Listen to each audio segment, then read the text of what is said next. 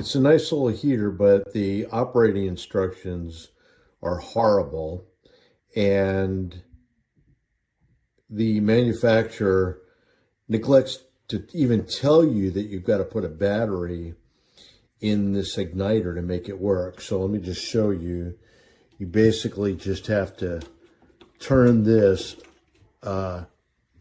remove the spring that's in there, and put a battery in there like that, AAA battery with the top up, and put this back on,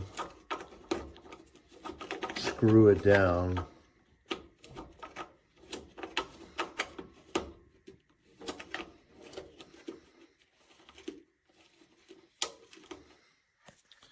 and now that little thing will spark. And then you put this in pilot mode, which is really like right here. It's not even marked, which is terrible.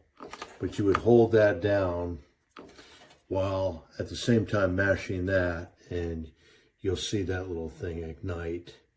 And then you can turn the gas on once that pilot light is lit. Anyway, terrible operating instructions, and shame on Heat Hog for doing such a lousy job on what's apparently a pretty decent little heater.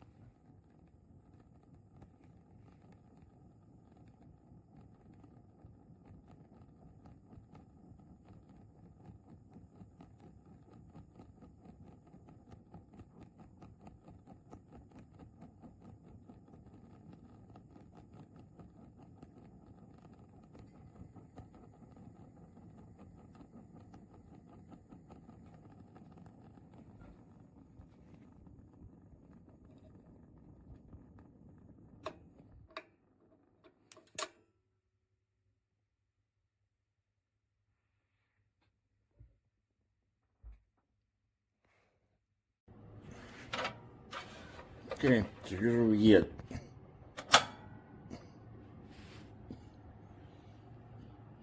Okay, my finger's still on it.